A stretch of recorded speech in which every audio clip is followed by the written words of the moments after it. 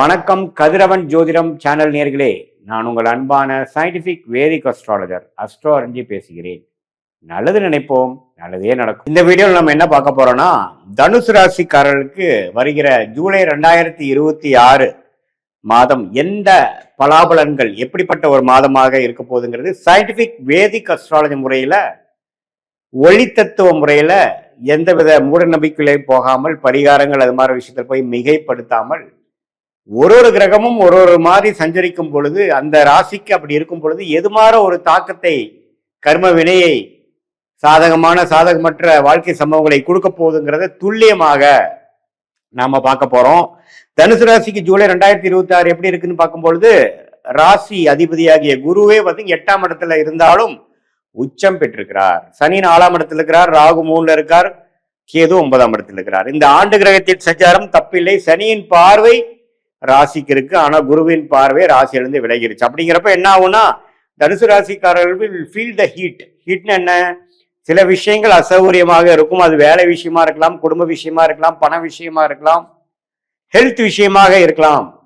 But நீங்க ஏதோ ஒரு நோக்கி போறீங்க, ஒரு விஷயத்தை நீங்க பாக்குறீங்க, எதையோ வந்து அச்சீவ் பண்றதுக்கு நம்ம மெனக்கெடுறோம் அப்படிங்கிறது. அந்த சனியின் 10ஆம் பார்வை வருது. அது 4ஆம் இடத்துல இருக்கும் பொழுது வீடு, வண்டி, வாகனம், வேலை, தொழில் விஷயமாக நமக்கு கொஞ்சம் வேலை பளு இருக்கு, அதிகமா இருக்கு, அந்த ஸ்ட்ரெஸ் போயிட்டு இருக்குங்கிறது தெரியுது. அதே மாதிரி குரு வந்து 8ல இருக்கிறதுனால 2ஆம் இடம், 4ஆம் இடம், அதே சமயத்துல 12ஆம் இடத்தை பார்க்கறதுனால இடம் மாற வேண்டியது, ஒரு அலைச்சல், ஒரு டிராவலிங், ஒரு இடம் விட்டு இன்னொரு இடம் போறது, பல விஷயங்கள் ட்ரை பண்றது, செகண்டரி சோர்ஸ் ஆஃப் இன்கம் பாக்குறது, அது மாதிரி விஷயங்கள்லாம் கொடுக்கக்கூடிய அமைப்பு இருக்கு. ராகு 3லும் கேது 9ல இருக்கிறதும் தப்பு இல்லை.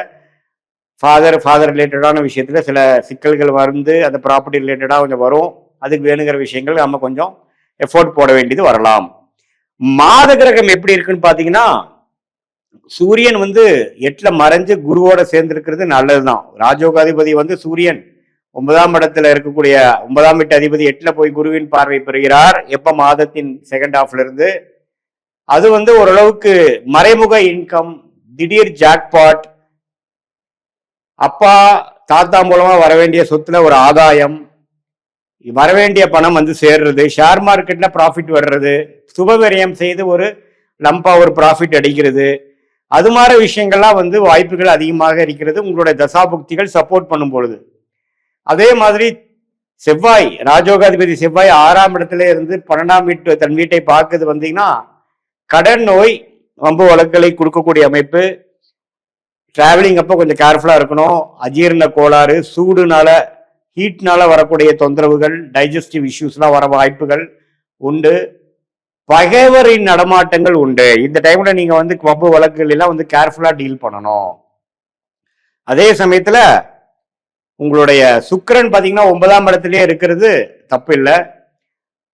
அது வந்து ஓரளவுக்கு தந்தை வழி விஷயத்துக்குலாம் ஒரு பாசிட்டிவான அமைப்பு தான்.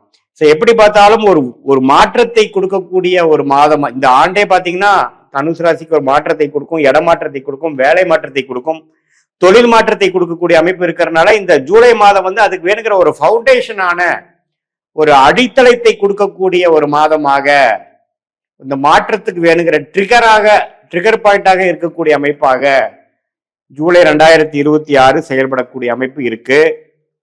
அதனால பாத்தீங்கன்னா மாற்றம் ஒன்றே மாறாததுங்கிறத நீங்க மறந்துடக்கூடாது. மாறும், வேலை மாறும், தொழில் மாறும், இடம் மாறும். அது வந்து நல்ல ஒரு மாற்றமாக இருக்குங்கிறது நம்ம நினைச்சுக்கணும். நம்ம வந்து இருக்கிற அமைப்புகள்லாம் ஓரளவுக்கு பரவாயில்ல. 4ஆம் இடத்துல வந்து குரு, அந்த குருவின் பார்வை சனி மேல விழுகிறதுனால இதுவரை கொஞ்சம் மன உளைச்சலை கொடுத்துட்டு இருந்தது. இப்போ கொஞ்சம் பாசிட்டிவா சில வேலைகள் செய்வீங்க. அக்ரிகல்ச்சர் ரிலேட்டடு, மெட்டல் ரிலேட்டடுங்களுக்கெல்லாம் நல்ல ஒரு முன்னேற்றம் வரும், ப்ராஃபிட்ஸ் கிடைக்கும், தொழிலதிபர்களுக்கு நல்ல முன்னேற்றம் வரும், ஃபண்டிங் கிடைக்கும், ஒரு புது பங்குதாரர் மூலமாக ஒரு ஃபண்ட்ஸ் கிடைக்கும், ஒரு கூட்டு தொழில போய் ஜெயிக்கக்கூடிய அமைப்பு வரும், லோன் கிடைக்கக்கூடிய அமைப்பு, பல வழியில வந்து பணம் கிடைக்கக்கூடிய அமைப்புலாம் வரும். இது எல்லாத்தையும் ஓரளவுக்கு யூஸ் பண்ணிட்டு வேலையில நல்லா ஜெயிக்கக்கூடிய அமைப்பு, தொழில நல்லா ஜெயிக்கக்கூடிய அமைப்பை நீங்கள் உறுதி செய்து கொள்ள வேண்டும். இந்த மாதத்தின் ஃபவுண்டேஷன் கொடுக்கக்கூடிய அமைப்பு இருக்கிறதுனால இந்த மாதத்தோட பெனிஃபிட்ஸை நீங்க அறுவடை செஞ்சு கொள்ள வேண்டும், நல்லா உபயோகப்படுத்தி கொள்ள வேண்டும். இது ஒரு பொதுவான பலன்தான். இந்த தனுசு ராசிக்கு இந்த ஆண்டு கிரகத்தை வைத்து மாத கிரகத்தை வைத்து ஒரு அற்புதமான ஒரு மாற்றங்கள் நிறைந்த ஒரு மாதமாக இருக்குன்னு சொல்றமே ஒழிய, உங்களுடைய பிறந்த தேதி, பிறந்த நேரம், பிறந்த ஊரை வைத்து வரக்கூடிய திருக்கணித பஞ்சாங்கத்துல ஜாதகத்தை போட்டு அடுத்த வரக்கூடிய தசா புக்திகள் எப்படி இருக்குன்னு பார்க்கும் பொழுது சயின்டிபிக் வேதிக் அஸ்ட்ராலஜி முறையில துல்லியமான முறையில நம்ம அதை பார்த்து வரக்கூடிய எதிர்காலம் எப்படி இருக்கு, ஷார்ட் டேர்ம் எப்படி இருக்கு, லாங் டேர்ம் எப்படி இருக்குதுங்கிறதை துல்லியமாக கணித்து எந்த விதத்தையும் மிகைப்படுத்தாமல் எது மாதிரி சாய்ஸஸ் நமக்கு கண்ணுக்கு முன்னாடி தெரியுது, எதை நம்ம எடுக்கலாம், எது நமக்கு பிராப்தமாக இல்லை. நம்மளுடைய 18 வருஷம் அனுபவத்துல கிட்டத்தட்ட ஒரு 40,000 ஜாதகம் பார்த்ததுல ஒரு லக்னத்துக்கும் என்னென்ன கிரகம் நல்ல ஒரு வலிமையாக வேலை செய்யும், எந்த கிரகம் அவ்வளவு சிறப்பா இருக்காது, உங்களுக்கு எந்த மாதிரி தசாபுக்தியில் போய் கொண்டிருக்கிறதுங்கிறதெல்லாம் துல்லியமாக கணித்து உங்களுடைய கிரகத்தின் திக்பலம் என்ன, ஸ்தான பலம் என்ன, திருக்பலம் என்ன, ஒரு கிரகமும் ஒரு பெட்டியில ஒரு ராசியில எவ்வளவு டிகிரி இடைவேளியில இருக்காரு, எந்த நட்சத்திரத்தில் இருக்கிறாரு, உங்க லக்னத்துக்கு நீங்க என்ன மாதிரி நட்சத்திரத்துல பிறந்தீங்க, நீங்க மூல நட்சத்திரமா அல்லது புராட நட்சத்திரமா அல்லது உத்திராட நட்சத்திரமா, போயிட்டு இருக்கிற தசாபுக்திகள் உங்க லக்னத்துக்கு யோக தசைகளா, இதெல்லாம் பார்த்து தசா புக்தி அந்தரம் சூக்ஷமம், தசையை டிவைட் பண்ணா புக்தி, புக்தியை டிவைட் பண்ணா அந்தரம், அந்தரத்தை டிவைட் பண்ணா சூக்ஷமம். ஸோ தசாங்கிறது 10 வருடம் 5 வருடம், புக்திங்கிறது 2 வருடம் 3 வருடம், அந்தரங்கிறது 4 மாதம் 5 மாதம் 6 மாதம், சூக்ஷம்ங்கிறது வாரக்கணக்கில் அடுத்து வரக்கூடிய விஷயங்கள் என்னங்கிறது நம்ம தெரிந்து கொண்டு அதுக்கு தகுந்த மாதிரி நம்ம வாழ்க்கை முடிவுகளை எடுப்பேயானால், நம்ம எடுத்து அதுக்கு தகுந்த மாதிரி நம்ம திட்டமிட்டோம் என்றால் தேவையற்ற பண விரயங்கள், தேவையற்ற சமய விரயங்களை தவிர்த்து வாழ்க்கையில் எளிதில் எதிர்நீச்சல் போடாமல் நம்மளுடைய பிராப்தம் என்னவோ அதுக்கு தகுந்த மாதிரி வாழ்க்கையில் வேணுங்கிற வேலைகளை செய்து, முயற்சிகளை செய்து, திட்டமிட்டு வாழ்க்கையில் நம்மளுடைய சயின்டிபிக் வேதிக் அஸ்ட்ராலஜி முறையில என்ன மாதிரி ஒரு விஷயத்தை நம்ம சொல்றோமோ அதுதான் பாஸ்ட்லயும் சிங்க் ஆகும். ஃபார் எக்ஸாம்பிள், நம்ம அஸ்ட்ராலஜி அப்பாயின்மெண்ட்ல பாத்தீங்கன்னா பாஸ்ட் நம்ம பேசிட்டு ப்ரெசென்ட் வரும்போது அந்தந்த பாஸ்ட்ல எந்தெந்த பிரச்சனைகள் வந்தது, எதனால அந்த டைம்ல அஃபெக்ட் ஆச்சு அப்படிங்கிறதெல்லாம் பார்த்து ப்ரெசென்ட்டுக்கு வரும்பொழுது நம்ம சிங்க் ஆயிடுவோம்.